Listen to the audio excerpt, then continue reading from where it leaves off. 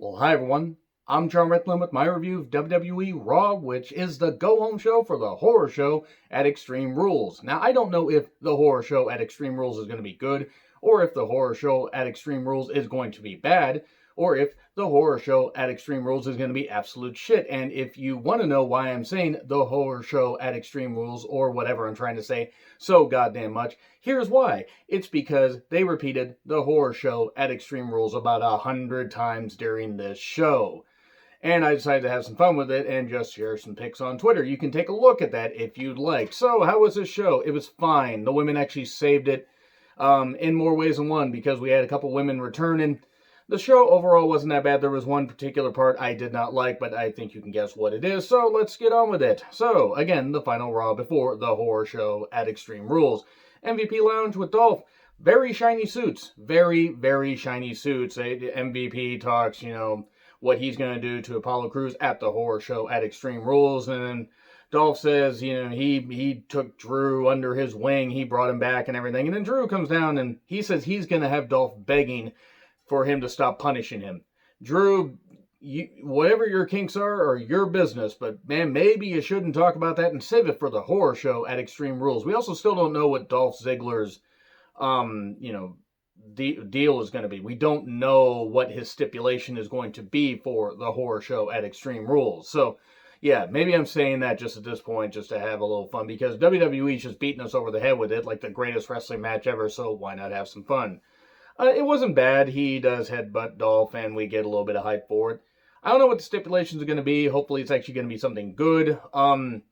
I'm certain they have already recorded the horror show at Extreme Rules, including the cinematic matches and all that. I don't know if I'm going to do predictions or not, but we'll see. If you happen to know the spoilers, don't post them here. Let's not be dicks. So, Charlie was interviewing Garza, Andrade, and Zelina, and because Garza was there, she needed a few towels. Good lord, she looks like she really likes Garza. And then Zelina jokes about people being beneath her. Zelina is about 4 feet tall, so I don't know how anybody could be beneath her unless they're about 3 feet, buried underneath some sand or something. I kid. I like Zelina. It's just kind of funny that somebody who's 4'11" talks about somebody being beneath them. And the Viking Raiders show up and say the raid is on. The Viking Raiders, by the way, are completely fucking ruined. I don't care how good they are in the ring. They're completely fucking ruined. Ivar takes the rose, a kiss from a rose. He takes the rose from Garza and hands it to Charlie. I guess now they're doing a Ivar, Charlie, and Garza, tag team. That sounded a lot less dirty in my head, but please don't do that. Stop it. Stop trying to make the Viking Raiders entertaining because it's not helping them. They need to be badass, they should be badass heels, quite frankly, at this point. As likable as they are, making badass heels. They're doing what they did with the Road Warriors, turning them into the Legion of Doom and trying to make them entertaining. Please don't bring a goddamn dummy in.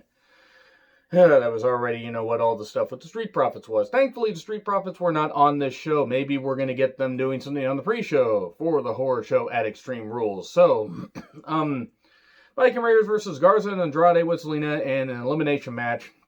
I'm going to make this quick because I didn't really find this one all that interesting. It wasn't bad. Like, doing this kind of stuff, it was built around grudge matches, by the way, which none of these were really grudge matches, with the exception of Owens versus Rollins, I'll talk about here in a bit. Eric gets eliminated first. Okay, cool. So then it's, Ivar 2-on-1. And he eliminates Andrade after Andrade kind of tries to get Garza out of the way, and then Garza gets out of the way, and Andrade gets hit and taken out. And then Andrade helps Garza get the victory by putting his foot on the rope when it looked like Ivar was going to get the victory. Ivar's a stupid name, by the way. They should just seriously call him Hanson and Rowe. And then Garza pins Ivar soon after. We think of Ruby and the Iconics. Hey, they remembered that Bianca exists and that she does not need to be on main event. Why is main event a thing, by the way? I don't care if they need to fill programming. Like, it can't be that big of a deal that main event is something they have to film. Main Event 205 Live are shows they just need to scrap. Unless there are international TV deals they just absolutely have to put stuff out for. No, get rid of them. Stop recording that stuff because I don't know too many people that watch them.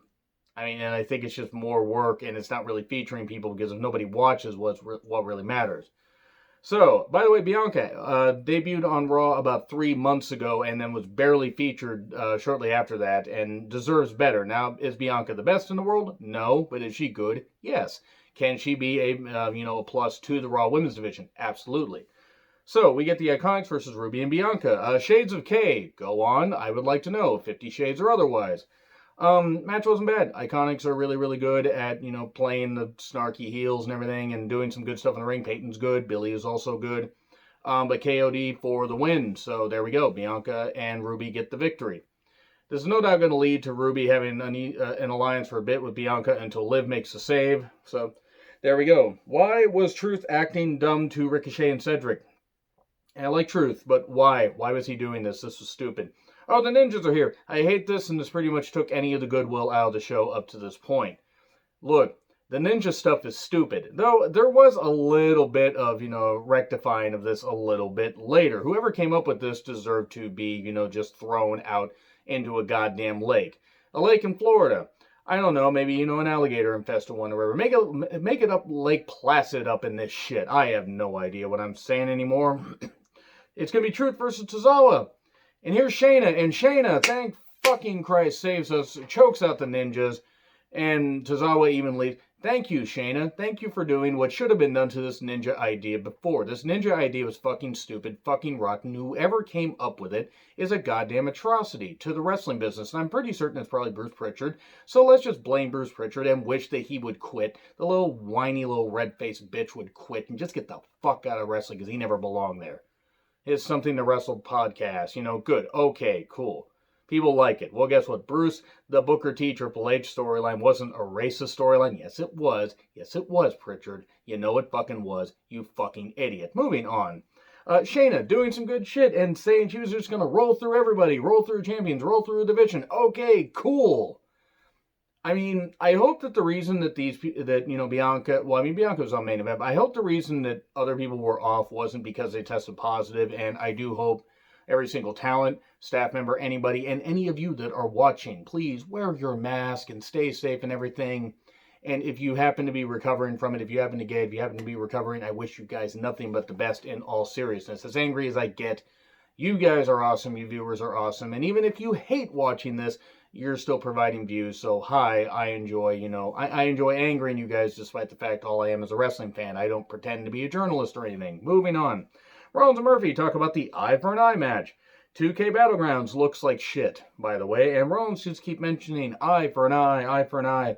And then goes on, he just talks about a whole bunch of stuff, what he's going to have to do to Ray for the greater good, and that he never meant to hurt Ray. Owens calls Rollins a scumbag and mentions Jean-Pierre Lafitte, and PCO is not human. Oh no, PCO is going to return. Oh boy, I don't think he could pass a wellness test, but moving on from that, he pulls out the eye patch, the pirate patch. He was a pirate. Remember that? I'm sorry if you do. But then Murphy and Alistair brawl, and we get that match first. So it's Alistair. This was fine. Rollins did some good stuff. Owens did some good stuff. And then shout out to Kevin Owens, by the way, for getting Vince McMahon to realize that, hey, masks are probably a good idea for everybody in the audience. Even if there isn't that many people. Let's take whatever precautions we can. By the way, wear your mask. So, Alistair versus Murphy.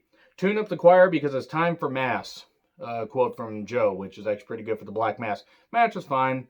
DQ because Rollins had to, Rollins and Owens were out there and Rollins attacked Alistair, so there we go. And then Ray and Dominic show up. I can never escape Dominic. I have no idea why I have an unyielding rage towards him, but it is what it is. It made sense, though, because they're hyping up the eye for an eye match, which you have to pull out an opponent's eye to win.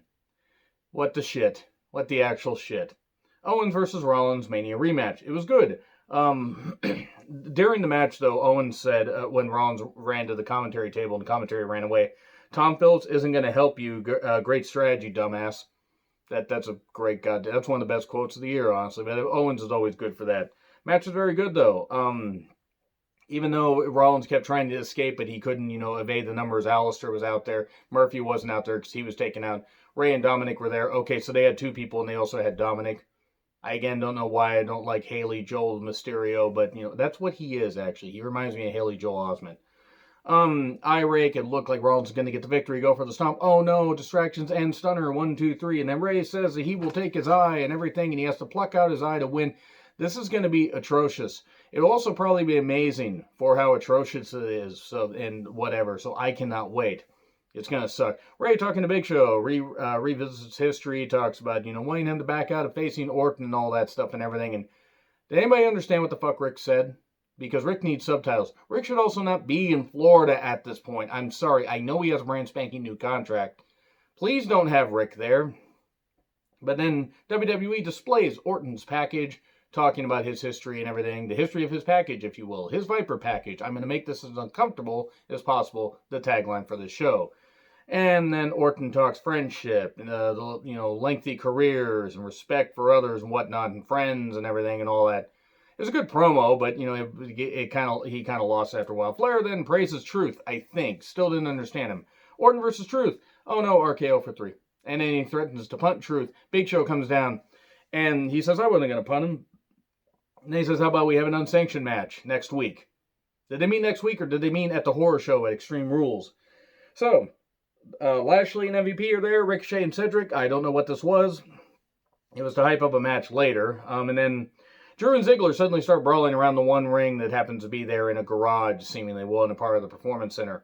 Ricochet with Cedric versus Lashley with MVP. Obviously, at some point, Cedric is going to join MVP's stable. I don't know if it's going to work. He's probably going to be like the D-Lo with the group and take a whole bunch of pins when you need to beat the group. Lashley wins. Shout out to Catwoman 13 because people kept saying hurt the business. Commentary and others did. Stop trying to make hurt the business happen. It's not going to happen. And then Show accepts Orton's challenge for next week, even though I thought he already did earlier.